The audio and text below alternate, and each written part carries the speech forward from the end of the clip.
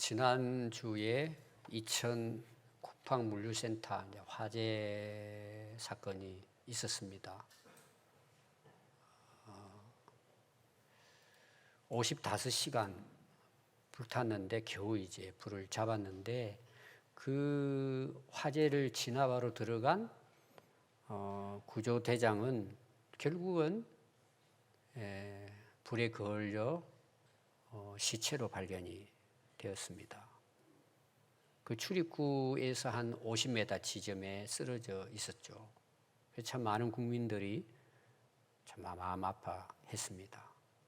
지금 우리 시대를 가리켜서 과학 첨단 시대입니다.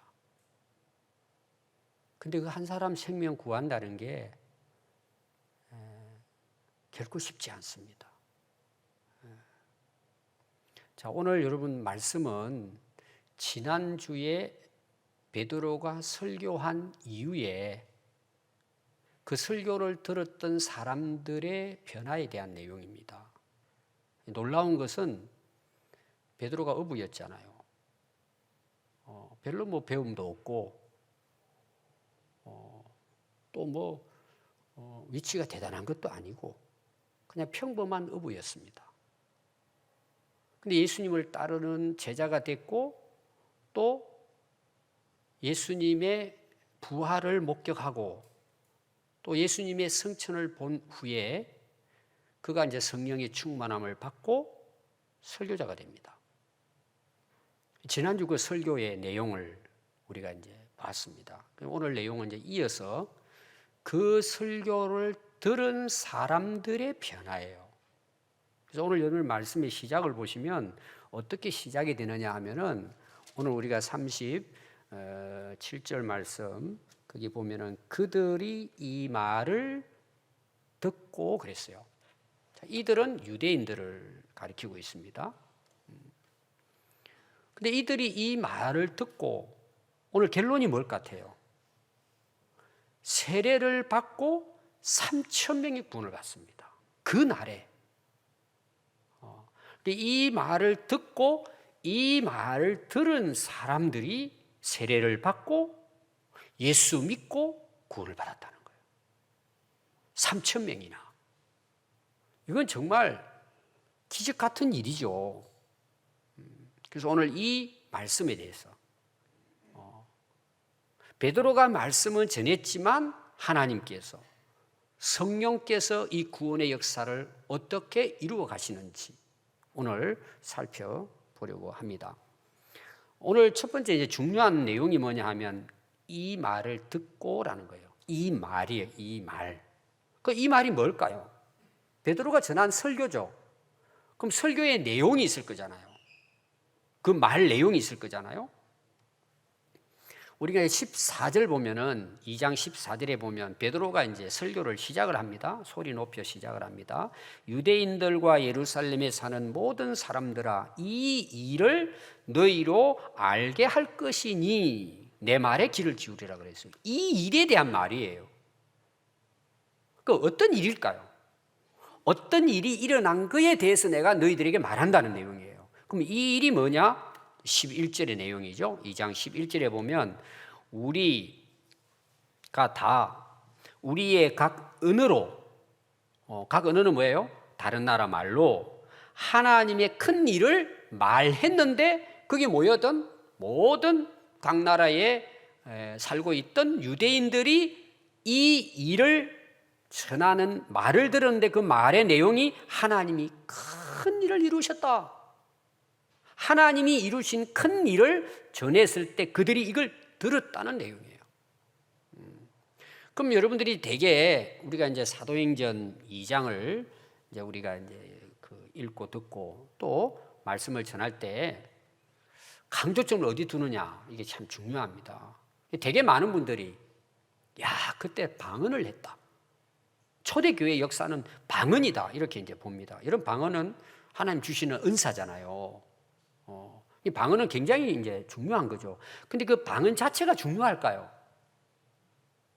저 사람 참 미국말을 하는구나, 중국말을 하는구나, 일본말을 하는구나. 여러분 그 말하는 게 중요할까요? 그 말의 내용이 중요할까요? 그 말의 내용이 중요하죠. 그 내용의 말을 전하라고 방언을 하게 한 거잖아요. 이 방언은 수단이죠. 그 은사라고 하는 것은 하나님 우리에게 주십니다. 은사가 중요해요. 그 은사를 통해서 일하고자 하시는 일의 내용이 중요해요.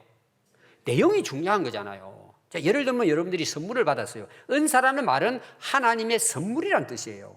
그럼 여러분 선물을 받을 때 선물 박스, 포장지가 있잖아요. 포장지를 좋아해요? 그 내용을 좋아해요? 포장지는 여러분 성질 급한 사람은 찢어버립니다. 좀 마음이 그래도 좀 차분한 사람은 뭐예요? 그 스카이 테이프를 하나하나 이쁘게 뗍니다. 아니 어떤 사람들은 칼을 가지고 잘 해가지고 포장지도 소중하게 여겨요. 여러분 어떻습니까? 포장지 찢어버립니까? 잘 풀어가지고 그 내용을 여러분들이 기뻐하십니까? 그 여러분들이 성격이 다 나와요 보면. 근데 포장지가 좋다고 안 뜯는 사람이 있을까요? 야, 그 포장지 너무 꽂히고 이쁘네. 또 예를 들어서 우리 이제 그 나이 드신 분들 자녀들이 이제 명절날 이렇게 선물도 가져오지만 뭐 가져오죠? 봉투를 가져오잖아요. 근데 봉투는 요새요, 거기 뭐 그 이쁜 그림들이 있습니다. 지금은 포장도 아주 이쁘게 하잖아요. 꽃으로 장식하기도 하고 뭐 리본으로 장식하기도 하고 이쁘잖아요, 여러분. 이쁘다고 그 포장지 꽃을 좋아해요? 내용을 좋아해요? 제가 계속 강조하는 이유가 있습니다. 그걸 좋아하는 사람은 없어요. 포장지도 이쁘지만 뭐예요? 실제 내 마음은 그 내용이 있잖아요. 그러니까 이제 부모님들이 자식들이 봉투를 딱 주면은 봉투도 이쁘게 해가지고 글도 썼잖아요. 감사합니다. 근데 봉투에 들어있는 걸 가져가요? 봉투를 가지고 좋아해요? 저희 어머니 같은 경우에는 그 자리에서 바로 개봉합니다. 탁 내가지고. 그런 또 이제 손자들에게 나눠주기도 하고 이렇게 하더라고요. 내용이 중요하죠. 지금 이 내용이에요. 왜 제가 이 이야기를 드리느냐? 오늘까지 우리가 살아온 모든 삶이 하나님이 주신 은혜예요. 모든 것이 그래요, 여러분들이. 오늘 여러분들 여기 걸어 나오셨죠? 여기 여러분 굉장히 바쁘신 분도 있을 거예요. 약속도 있고, 또 뭐 친구가 찾아온다 그러고, 어떤 경우는 또 몸이 안 좋은 사람도 있을 거예요. 정말 피곤한데, 그래도 예배 드리러 가야지. 그 오는 분도 있을 거예요. 어떤 사람은 또 큰일이 있었어요. 막 마음이 조마조마해요. 이게 어떻게 될까? 걱정, 근심을 가지고 그래도 교회 나가야지. 예배 드리러 가야지. 이런 오늘 여기 나오신 분들이 그러실 거예요. 오늘 우리가 여기 나온 것은 나온 자체가 중요할까요? 내가 예배 드리는 게 중요할까요? 예배 드리는 내용이 중요하죠. 그럼 여러분들이 건강해요. 여러분 건강이 중요해요? 건강을 통해서 일하는 게 더 중요해요? 일하는 게 중요하잖아요, 여러분. 내 건강하다 그러고 누워있다면 여러분 그 건강이 무슨 의미가 있어요? 또 어떤 경우는 여러분 사업이 잘 됐어요. 뭐 돈도 많이 벌었어요. 여러분 돈 많이 버는 게 중요할까요? 여러분 인생이 중요할까요? 다 여러분 알죠? 근데 돈이 중요해. 먹고 사는 게 중요해. 자, 여러분 집이 있습니다. 아파트도 있고 어떤 분들은 뭐 돈이 있으면 아파트 좋은 데다 가고 넓혀요. 여러분 아파트가 중요해요? 여러분 자신이 중요해요? 잘 모르시죠 이거? 집이 귀하죠. 그러나 집하고 나하고는 비교됩니까? 내 인생하고 비교가 되냐고요. 근데 우리는 인생이 아파트 장만하는 게 인생이 돼버린 거예요. 그 하나님 다 주신 선물인데 은혜인데 왜 주셨느냐 이걸 모른단 말이에요. 또 공부를 잘하는 학생들도 있어요. 똑똑해요. 좋은 대학 가요. 좋은 직장 얻었어요. 성공했어요. 여러분 성공이 중요해요? 내 인생이 중요해요? 근데 사람들이 이거 분간도 못해요. 그 모든 것들은 하나님의 은사예요. 다 주신 거예요. 여러분들 또 이런 거 있죠? 그 타고나면서 주어지는 그런 어떤 그 재능이 있잖아요. 뭐 음악을 잘한다든지 노래를 잘 부른다든지 뭐 이런 거 있잖아요. 손재주가 좋다든지 그게 은사란 말이에요. 하나님이 사람마다 특별히 주시는 이제 은사들이 있습니다. 여러분 그 은사가 중요해요? 하나님 주신 그 은사를 통해서 하나님의 뜻을 이루는 게 중요해요? 그러잖아요. 여러분 악기를 가지고 칩니다. 악기는 여러분들이요. 악기가 비싼 것도 있습니다. 악기가 중요해요? 그 악기를 통해 소리를 내는 게 중요해요? 소리를 아름답게 내는 게 중요하잖아요. 우리 인생도 악기라고 비하면은요, 하나님 다 나름대로 달란트를 주셨어요. 은사를 주셨단 말이에요. 그걸 통해서 우리의 목표는 그 자체가 목적이 아니고 그걸 통해서 하나님의 뜻을 이루어 드리는 것이 더 중요하단 말이에요. 그게 오늘 은사에 대한 여러분들이 이해를 해야 된단 말이에요. 그럼 여러분들이 실제로 여러분 삶을 보세요. 내가 방언 받았어요. 방언이 중요해요, 여러분. 하나님의 은혜를 따라 내가 하나님의 복음을 전하는 게 더 중요해요. 우리 다 알고 있는데 쏟고 사는 거예요. 나 성공해서 나 좋은 집에 살아. 나 머리 똑똑해. 아이쿠 메시야. 나는 뭐 돈이 많아. 그것만 자랑하고 사는 거예요, 사람들이. 그걸 하나님이 주신 것은 하나님의 나라와 영광을 위해서 그렇게 하도록 우리에게 건강도 주시고 지혜도 주시고 지식도 주시고 경험도 얻게 하시고 사업도 주셨는데 우리는 이거 잊어버리고 거기에 매달리고 사는 거죠. 그러니까 인생이 어떻게 될까요? 재미가 없어요. 한때예요, 다. 오늘 여러분 이 사실을 꼭 기억하십시오. 내용이 중요하다. 은사보다 내용이 더 중요하다. 그러니까 여러분 베드로가 가지고 이 말씀을 전했더니 그들이 그 말의 내용을 듣잖아요. 자, 들으니까 무슨 일이 일어날까요? 두 번째 내용이에요. 마음에 찔림을 받았다. 왜 찔림을 받았을까요? 여기는 지금 자세하게 나오지 않아요? 그래서 오늘 제가 왜 그 말씀의 내용을 듣고 찔림을 받았을까라는 내용이에요. 오늘도 제가 여러분들에게 말씀을 전하는데 어떤 사람들은 뭐 앉자마자 설교 딱 시작하면 주무시는 거예요. 여기 주무시는 분 계실 거예요. 그리고 딴 생각에 빠지는 거예요. 이제 언제 설교 끝나나 이런 생각만 하는 거예요. 말씀을 안 듣는 거예요. 그러니까 여러분 보세요. 어릴 때부터 10년, 20년, 30년 모태에서부터 교회를 그렇게 오래 다녔음에도 불구하고 말씀이 내 안에 없는 거예요. 다시 말하면 말씀을 못 믿는 거죠. 말씀이 안 들린단 말이에요. 그러니까 여러분 마음의 변화가 일어날까 안 일어날까요? 절대 일어나지 않아요. 아니 그 말씀이 내게 부딪히고 내게 그 진리의 말씀이 내가 깨달아져서 내 마음에 찔림이 와야 되는데 뭐 찔림은 뭐예요? 잠만 오는데. 그렇게 신앙생활 하다 보니까 앞에 내용과 연결하면 뭐예요? 건강이 제일이고 돈 많이 버는 게 제일이고 내 잘 먹고 잘 사는 게 제일이에요. 그냥 그게 인생이 돼버리는 거예요. 수단이 목적이 되고 끌려 사는 거예요. 그 왜 마음에 찔림을 받았을까? 어떤 말을 했기 때문에 찔림을 받았을까라는 내용이에요. 2장 11절 말씀해 보시면은요, 우리가 다 우리의 각 언어로 하나님의 큰 일을 말했다 그랬어요. 하나님의 큰 일이에요. 그 하나님의 큰 일이 뭘까요? 예수 그리스도를 통한 인류 구원이에요. 자, 이게 왜 중요한가? 왜 유대인들이 이 말을 듣고 마음에 찔림을 받았는가? 이유가 있습니다. 하나님께서 인간을 구원하고자 하는 하나님의 계획은 언제부터 시작이 되느냐 하면은 창세기 3장 15절부터 시작됩니다. 그럼 창세기 왜 3장 15절부터 나오느냐? 인간이 범죄하고 난 다음부터 하나님께서 하신 말씀이에요. 우리는 되게 이제 구원 그러면은 예수님 그러면은 신약 시대 때 예수님이 오셔가지고 우리에게 복음을 전했다. 일반적으로 그 정도만 생각해요. 근데 이 하나님의 구원의 계획과 뜻은 언제부터 시작이 되느냐? 창세기 3장 15절. 인간이 범죄하고 난 다음부터 하나님께서 예언을 하십니다. 그래서 인간이 범죄했죠. 이제 3장은 하와가 선악을 알게 하는 나무의 열매를 따고 남편에게도 주고 먹고 하나님의 말씀을 불순종하고 죄를 범합니다. 누가 속였죠? 뱀이 와서 속였습니다. 너도 하나님처럼 돼. 오늘 말하면 너 예수 믿으면 너 잘 돼. 돈 많이 벌어. 성공해. 다 속는 거예요, 거기에. 죽이는 말이 우리를. 교회를 다님에도 불구하고 결국은 말씀을 떠납니다. 그래서 하나님께서 찾아오셔서 이제 아담에게도 하와에게도 하나님께서 이제 너희들 이제 죽었어. 너희들이 불순종한 대가가 이렇게 될 거야. 그리고 뱀에게 이야기하는 내용이에요. 하나님께서 그게 이제 3장 15절입니다. 내가 하나님께서 너로 여자의 원수가 되고 너는 뭐예요? 뱀이에요. 오늘 말하면 사단 마귀입니다. 여자의 원수가 되고 내 후손도 너를 따르는 사단 마귀를 따르는 그 죄인들도 여자의 후손과 원수가 된다. 그럼 거기 여러분들이 계속 나오는 말씀이 뭐냐면은 여자의 후손이 나와요. 3번 나옵니다. 이게 창세기 3장 15절 말씀이에요.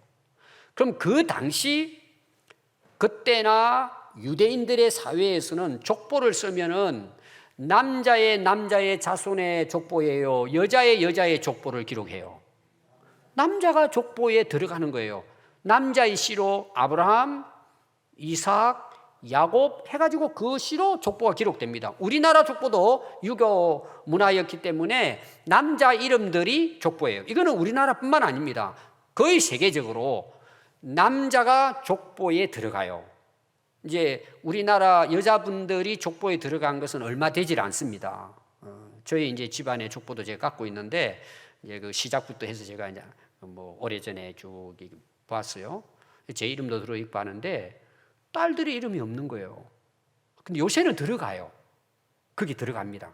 그 지금 이제 좀 생각이 바뀐 그 집안에서는 그 여자 이름도 그 족보에 들어갑니다. 그 연결이 되어 있습니다. 족보가 그런데 이미 이것은 창세기에서부터 기록이 되는데 여자의 후손이에요. 이게 여러분 신기한 거예요. 근데 유대인들은 그걸 몰랐던 거예요. 유다에서는 그래도 그냥 뭐 남자의 여자가 아이 낳는 것이 이 정도로 생각한 거예요. 근데 이게 이런 뜻이 아니고, 여러분 여자에 의해서 아이들이 태어나죠. 근데 여자 혼자로서 태어날 수 있어요, 없어요? 없는 거죠. 근데 여기에는 여자의 후손이라고 말한단 말이에요. 그 말은 무슨 말이냐? 남자 없이 여자에 의해 태어날 후손이라는 뜻이에요, 이것이. 이게 굉장한 말씀이에요. 그럼 이게 무슨 말씀이냐? 예수님의 탄생이 여자에 의해서 탄생한다는 내용이에요. 어떻게? 성령의 잉태를 통해서 메시아가, 너희를 구원할 자가 오실 것이라고 하는 그 예언을 창세기 3장 15절에 하나님이 하신 거예요. 이게 하나님의 구원의 역사의 시작이에요. 그래서 이걸 가리켜서 우리가 처음 복음이라고 이렇게 이야기를 합니다. 그래서 이걸 복음서에 마태는 어떻게 기록을 했느냐 하면은 마태복음 1장에 보면은 딱 족보가 나옵니다. 아브라함과 다윗의 세계 예수 그리스도의 족보다 이렇게 나옵니다. 그리고 그 족보에는 여자 이름이 들어가 있을까요? 남자 이름만 있을까요? 여자 이름이 들어가 있어요. 그 당시 마태도 유대인이에요. 이거는 있을 수가 없는 일이에요. 신약 시대에도 예수님이 오병이어로 5천 명의 그 사람들이 먹고 마셨잖아요. 먹었잖아요, 떡을. 그게 뭐라고 기록하고 있는 줄 아세요? 남자의 수만 5천 명이라 이렇게 나와요. 그때까지도 뭐예요? 유대인들은 남자 중심 사회예요. 족보에 유대인들이 여자 이름 들어간다는 이거는 있을 수가 없는 일이에요. 근데 마태는 그걸 기록한 거예요. 왜 그걸 기록했을까요? 예수님의 탄생 때문에 그걸 기록한 거예요. 그리고 결국은 뭐예요? 성령으로 예수님이 잉태하셨다라고 증거하고 있는 거예요. 그게 이런 복음서에 이어집니다. 그래서 마태복음 1장 22절에 보면 마태가 이렇게 기록을 해요. 이 모든 일이 이렇게 되어 온 것은, 그 족보가 그렇게 이어져 온 것은 주께서 선지자로 하신 말씀을 이루기 위한 것이다, 이렇게 얘기하는 거예요. 그럼 선지자는 뭐예요? 구약에 예수님이 오실 것에 대한, 구원자가 오실 것에 대한 예언을 이야기하는 거예요. 모든 일들을 하나님께서는 선지자를 통해서 이렇게 예수님이 탄생할 것에 대해서 예언을 하셨다. 그러면서 마태복음 1장 23절에 보면 보라, 처녀가 잉태하여 아들을 낳을 것이요 그의 이름은 임마누엘이라 하리라. 하나님이 오늘 우리와 여기 함께 계신다. 처녀가 잉태해서 아들을 낳았다는 내용이에요. 이게 창세기 3장 15절의 예언이 선지자들의 예언으로 이어져서 실제로 예수님이 그렇게 탄생했다 하고 지금 증명하는 거예요. 그럼 이 마태가 그렇게 기록한 이 말씀은 자기 말이 아니고 이사야 7장 14절의 말씀을 인용을 한 거예요. 그러니까 이사야도 예수님의 그런 처녀 잉태를 예언했단 말이에요. 모든 선지자를 통해서 예언을 했기 때문에. 그래서 이사야서 7장 14절에 보면은 그러므로 주께서 친히 징조를 너희에게 주실 것이라. 징조는 뭐예요? 구원자가 올 것에 대한 징조예요. 그걸 미리 예언한 거예요. 이사야 선지자도. 보라, 처녀가 잉태하여 아들을 낳을 것이요 그의 이름은 임마누엘이라 하리라. 자, 예수님이 처음에 여자의 후손으로 올 것을 예언하고 모든 율법이나 예언서들을 통해서 예수님이 메시아로 오실 것을 예언했다. 이걸 마태가 인용을 해놓은 거예요. 그러면 이사야는 시대가 어느 시대냐? 이 마태가 기록할 시대보다 700년 전 앞에 인물이에요. 이사야라는 인물이. 그럼 700년에 예언한 그것이 마태가 예수님의 탄생을 보니까 이것이 이루어졌다는 걸 기록을 하는 거예요. 이게 무슨 일이라고요? 하나님이 인류를 구원하기 위한 큰 일이라는 거예요. 이것을 뭐예요? 베드로가 유대인들에게, 십자가에 못 박은 유대인들에게 이 말을 증거하고 있는 거예요. 이 유대인들이 깜짝 놀란 거예요. 아니, 우리가 죽인 예수를 하나님이 보내셨구나. 구약에 예언된 그분이 바로 예수 그리스도이시구나. 이걸 듣게 됐다는 거예요. 그래서 그 다음 말씀이 뭐예요? 그들이 듣고라고 나오잖아요. 듣고 어떻게 되죠? 마음의 진림을 받은 거예요. 이게 너무나 놀랬다는 내용이에요. 여러분, 이 말씀을 듣게 되면 어떤 일이 일어날까요? 마음의 감동이 일어나는 거예요. 오늘 우리의 믿음은 어떻게 시작이 되느냐? 하나님의 말씀을 들을 때예요. 그래서 여러분들이 하나님 말씀이 이 들린다는 건 은혜예요. 그럼 여러분 보세요. 예수님 때는 예수님께서 이 말씀을 하셨을까 안 하셨을까요? 복음서에서 지금 예수님이 돌아가시고 부활하신 이후에 베드로가 설교하는 거잖아요. 그러면 복음서에 예수님의 시대에 예수님이 유대인들에게 자기가 메시아라는 것, 구약의 말씀을 인용해서 말씀하셨을까 안 하셨을까요? 하셨어요. 수도 없이 하셨어요. 근데 그들은 뭐예요? 예수 믿는 유대인들도 있었지만 그들은 극소수예요. 결국은 유대인들은 뭐예요? 아니, 예수 이거 인간도 아니네. 신성 모독죄로 십자가에 못 박아 죽인 거예요. 듣고도 말이에요. 잘못 들었단 말이에요. 오늘도 여러분, 예수님이 이 강대상에 서셔서 자신이 메시아라고 하시는 것을 예수님이 전해도 여러분들이 듣지 않으면요 믿을 수 없어요. 여러분들이 길을 열지 않으면은 모세가 와서 전해도, 예수님이 오셔서 전해도 그 말을 듣지 않는 사람은 믿을 수 없어요. 깨달을 수 없어요. 그 내용이 여러분들이 누가복음 16장 27절부터 나오는데 부자와 나사로 이야기입니다. 잘 아시죠? 부자는 호화롭게 연락하면서 자기 위에 살다가 인생 끝나요. 죽었습니다. 나사로는 가난하게 거지처럼 그 부자의 상에 떨어지는 참 쓰레기 먹고 뒤져가면서 겨우 연명하다가 죽었어요. 근데 아브라함은 나사로는 아브라함의 품에 안겨요. 하늘나라 안식했다는 내용이에요. 그리고 부자는 불타는 지옥에 떨어져서 고통 중에 있어요.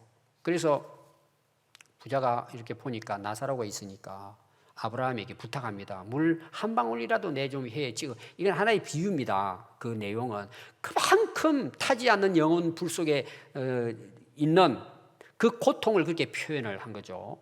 예수님이 지금 이 말씀을 하신 내용이에요. 그러나 거기하고 여기하고는 큰 구렁이 있어서 서로 오갈 수가 없다. 그러니까 이 부자가 뭘 요청하죠?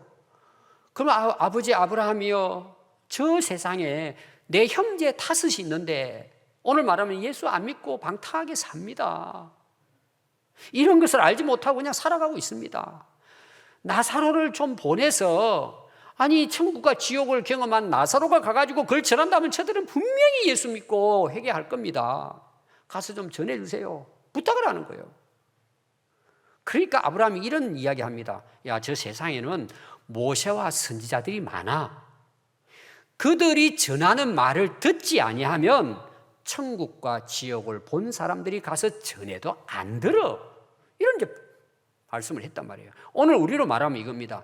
예수님이 오셔서 전해도 듣지 않는 사람은 오늘 제가 설교를 해도 듣지 않는단 말이에요. 그러니까 오늘날 복음을 전하는 여러분들이 이제 이웃들에게, 친구들이, 가족들에게 이제 복음을 전하는데도 안 듣는 사람은 예수님이 오셔서 전해도 안 듣는다는 내용이에요, 여러분. 오늘 우리가 말씀을 듣는 것이 얼마나 중요하다는 것을 우리에게 말씀을 하고 있는 것입니다. 여러분, 하나님 말씀을 들을 수 있는 은혜가 있기를 바랍니다. 그럼 그걸 기도해야 돼요. 요한복음 1장 이제 1절 말씀해 보시면은 사복음서 중에 요한복음이 특징이 특별해요. 요한복음은 다른 이제 복음서는 예수님의 생애의 그 탄생부터 이렇게 말씀을 전하지만 요한은 뭐부터 시작하는 줄 아세요? 예수님은 말씀이다. 이 말씀은 하나님과 함께 계셨고 이분이 하나님이시다. 이렇게 말해요.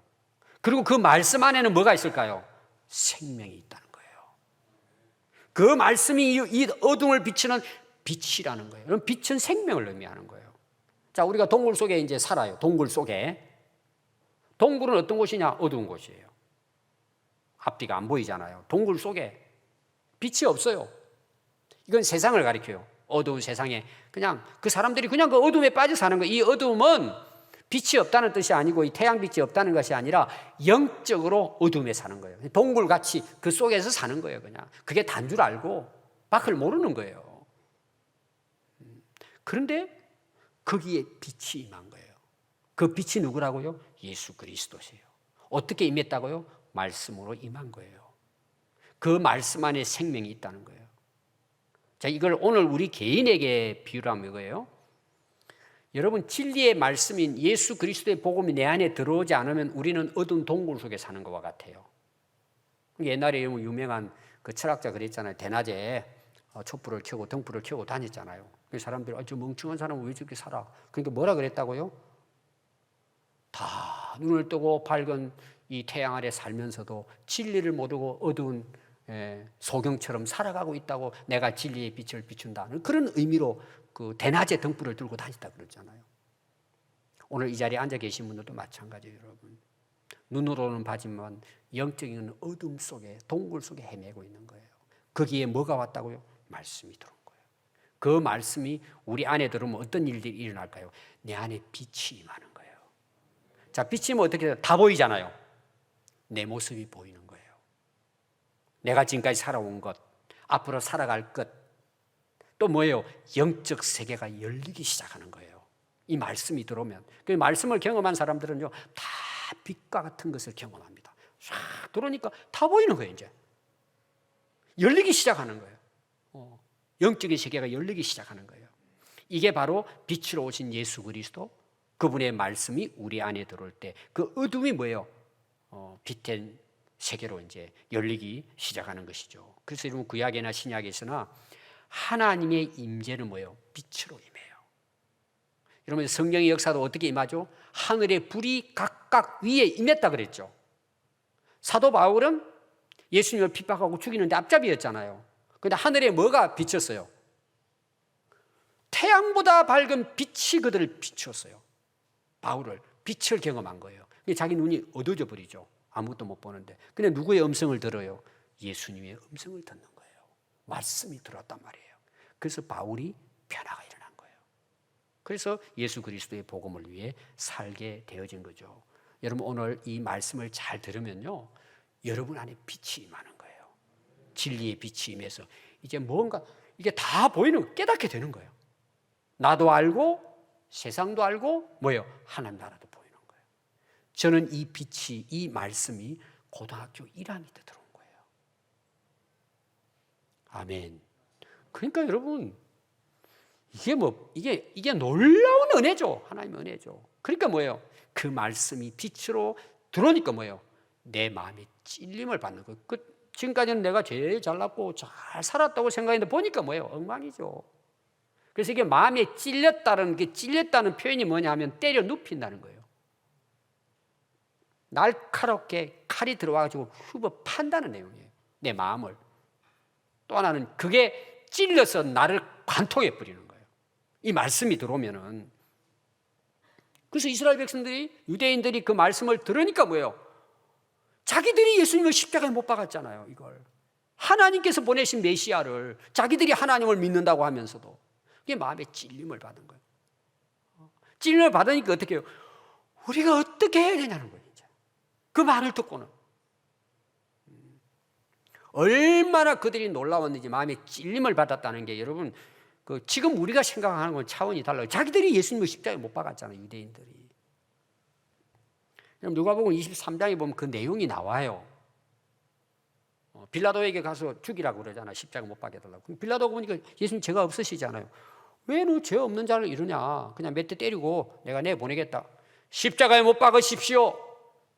외치는 거예요. 십자가에 못 박으십시오. 계속 외치는 거예요. 밀란이 일어나기 시작해요. 데모가 일어나기 시작했어요. 그래서 그 표현이 어떻게 된 줄 아세요? 그 소리가 이겼더라 나와요. 아니 지금 예수님은 죄가 없는데 큰 소리로 십자가 못 박으라니까 이 빌라도가 놀래가지고요 진 거예요. 그 소리 때문에 그냥 접어버리는 거예요. 알았어, 너희들 알아서 해. 그러고 십자가에 못 박게 내줬다고 이야기했어요. 마태복음 27장에는요 빌라도가 이렇게 아니 내가 이 예수는 악한 일을 찾지를 못했어.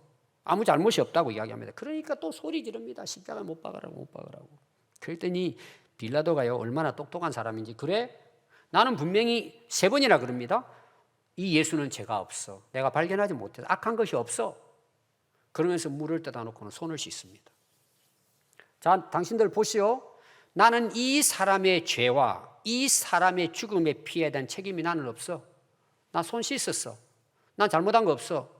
너희들이 이것을 죄값을 감당해야 돼. 그러니까 전부 소리 지릅니다.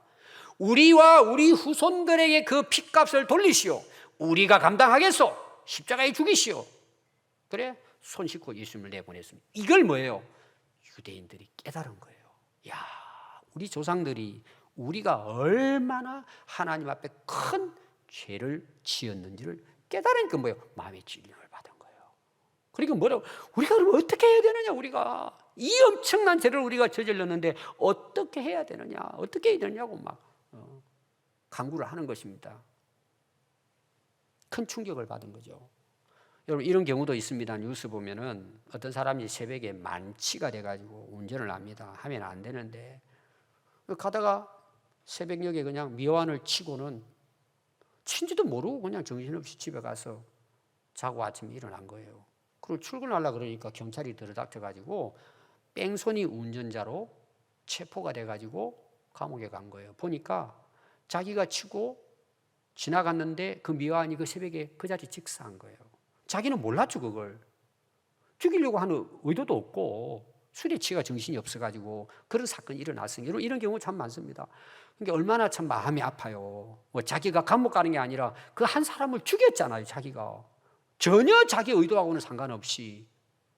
그럼 되게 많은 사람들이 뭐 잘못했다고는 이야기하지만 주로 뭘 핑계 대죠? 술김에 핑계 대잖아요. 그러나 자기는 뭐 사람을 죽인 죄인이잖아요. 얼마나 놀랬겠어요.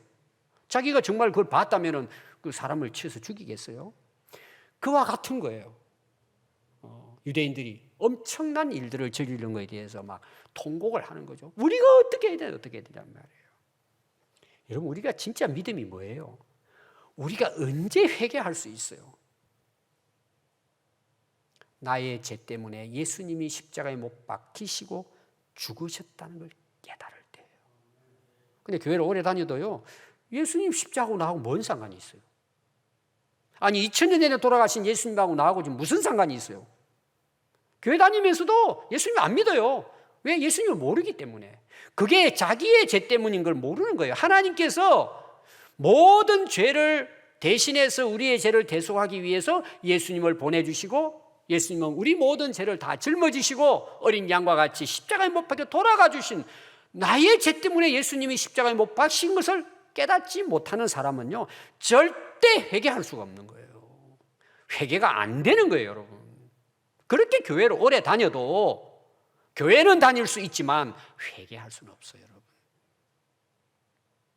그러니까 뭐예요? 그 말씀을 듣고 이 십자가에 예수님의 그 죽으심을 깨닫게 되면 자기 죄에 대해서 찔림을 받는 거예요. 너희는 죄인이었구나. 그럼 그냥 여러분 되는 게 아니고 그 말씀이 들어와서 그걸 깨닫는 순간 내 안에 빛이 들어온다 그랬잖아요.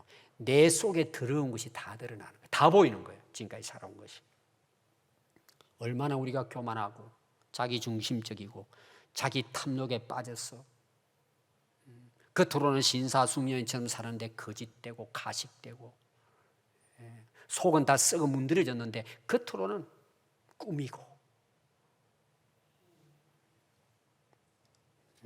그걸 여러분 발견하면요, 통곡하며 가슴 치면서 내가 어찌할꼬 주님 앞에 무릎을 꿇게 되는 것입니다. 그래서 우리가 어찌할꼬, 여러분 이 유대인들이 그렇게 고백하는 것은요, 우리하고 다른 차원이에요. 자, 예수님 시대에 예수님께서 유대인들, 특히 바리새인 사두개인들, 외식하는 자들에게 뭐라고 말씀하시나, 이 화 있을진저 그럽니다. 너 이 망할 놈들, 이런 내용이에요. 서기관 바리새인들이여 잔과 대접의 겉은 깨끗하게 해요. 겉으로는 아주 잘 꾸밉니다. 그 안에는 탐욕과 방탕이 가득하다. 이걸 어떻게 알아요, 여러분? 이제 아는 거예요. 말씀을 듣고 자기 죄를 깨닫고 말씀이 들어와서 눈이 열리고 빛이 임하니까 뭐예요? 아, 우리가 이렇게 살아왔구나. 그게 드러난 거예요. 화 있을진저 외식하는 서기관들 바리새인들이여 회칠한 무덤 같으니 겉으로는 아름답게 보이나 그 안에는 죽은 사람의 뼈와 모든 더러운 것들이 가득하다. 여러분, 이게 우리 모습 아닐까요? 여러분, 사람들이요, 말씀의 진리의 빛이 내 안에 들어오지 못하면 모릅니다. 자기를 몰라요. 그걸 알아야 회개할 거잖아요. 통곡하며 회개할 거잖아요. 여러분, 은혜 받은 사람들, 회개한 사람들은, 진짜 거듭난 사람들은 전부 다 이걸 경험해요. 예수님의 그 십자가의 복음을 들으면서 내 이 죄 때문에 예수님 돌아가셨구나. 그리고 자기 안에 죄가 이제 드러나는 거예요. 이게 말씀의 역사예요. 말씀의 빛이 내게 임했을 때. 그래서 히브리서 4장 12절에 보면요, 하나님 말씀은 살아있고 활력이 있다 그랬어요. 운동력이 있어요. 뭐가 같느냐? 좌우에 날선 어떤 금보다 예리해요. 수술칼이에요. 수술칼. 예를 들면 혼과 영과 관절과 골수를 찔러 쪼갠다 그런 거예요. 그 칼이, 말씀의 칼이 찔러 쪼갠다는 말은 오늘로 말하면 수술하는 거예요. 개복을 해가지고, 칼로 개복을 해가지고. 저는 오래전에 어떤 사건이 있어가지고 우리 교회 다녔던 집사님의 그 아들이었는데, 그 애가 이제 죽었는데 부검을 하는데 그 가족의 한 사람, 경찰의 한 사람, 의사 한 사람, 세 사람 데려가서 부검을 합니다. 그 아빠 엄마가 못 들어가잖아요. 자기 자식인데. 누가 들어가야 돼요? 누가 들어가야 돼요? 목사님 좀 들어가래. 제가 그 경험을 했어요. 부검하는 거를. 어떻게 하는지 아세요, 여러분? 연필 깎는 칼 있죠? 제가 그 연필 깎는 칼을 딱 하더니요, 여기부터 자릅니다. 여기부터 이렇게 내려가서 아래까지 다 내려갑니다. 이렇게 쫙 벌립니다. 그리고 위 자르고 창자 잘라가지고 그 안에 병을 넣어가지고 안에 있는 물건을 거기다 집어넣고 이렇게 해서 이제 확인하고 덮습니다.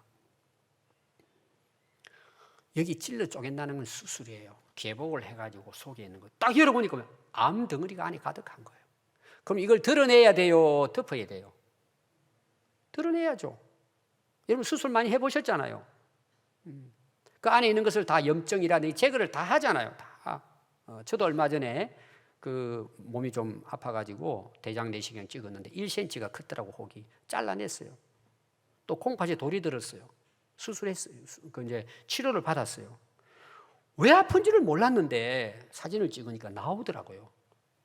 여러분 말씀이 내 안에 들으면요, 그동안 나를 괴롭힌 거 있죠. 나를 아프게 한 거 있죠. 내 인생을 망친 거 있죠.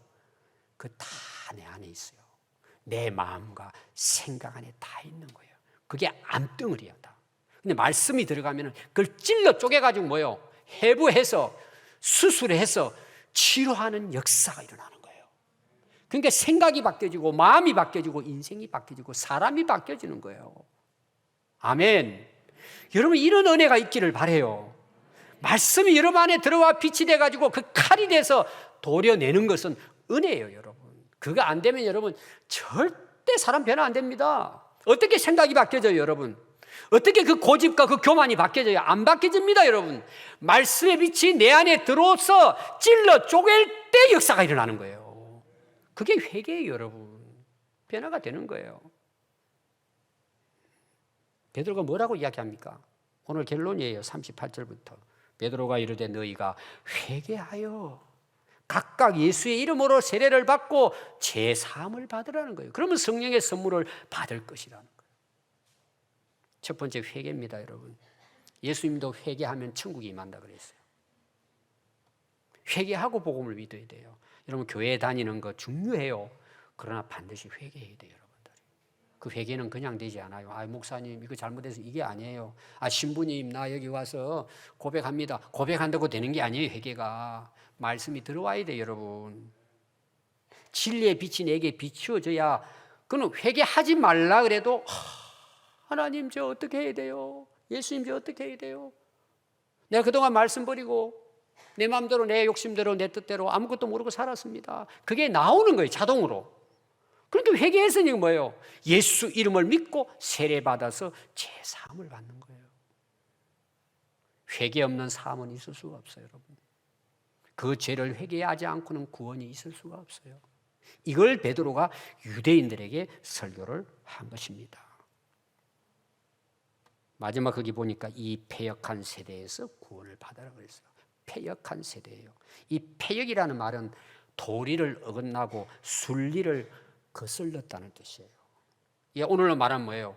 아니 우리가 하나님 말씀의 진리를 따라 살도록 우리에게 말씀을 주셨는데 내 삶을 보니까 전부 다 말씀하고는 반대로 사는 거예요. 그럼 어떻게 써요? 내 마음과 내 생각대로 사는 거예요. 그럼 그게 죄예요. 말씀을 거슬리고 진리를 거슬려서 하나님하고는 상관없는 자기 인생을 사는 거예요.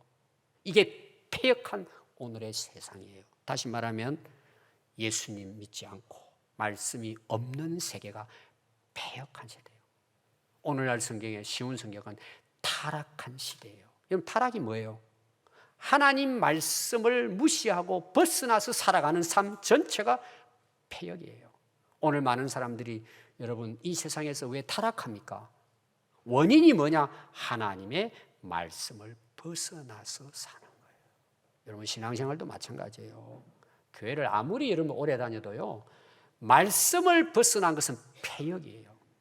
타락이에요, 여러분. 오늘 여러분들이 이 말씀이 여러분들의 마음속에 들려지고 심겨지고 그 말씀의 빛에 의해서 여러분들이 회개하고 변화되어져서 구원에 이르는 역사가 있기를 바랍니다. 영원히 타지 않는 영원한 불 속에 던져질 우리 죄인들이에요. 예수님은 우리를 영원히 구원해 주셨어요. 예수님 안에서 뭐예요? 우리가 이 영원한 지옥에 떨어질 우리 죄인들을 영원한 하나님 나라로 구원해 주셨어요. 이거는 놀라운 기적이에요. 우리는 지금 이 은혜 가운데 살고 있어요. 우리는 이 소망 가운데 살고 있어요, 지금. 이제는 우리가 이 패역한 세대 속에 어떻게 살아야 될 것 같아요? 빛의 자녀로 살아야죠. 오늘 베드로가 설교한 것처럼 우리도 이 말을 전함으로 또 다른 사람이 이 말씀을 듣고 회개하고 하나님께 돌아올 수 있도록 우리 인생을 살아야죠. 그런 저와 여러분들의 남은 복된 인생 될 수 있기를 바랍니다. 기도하겠습니다.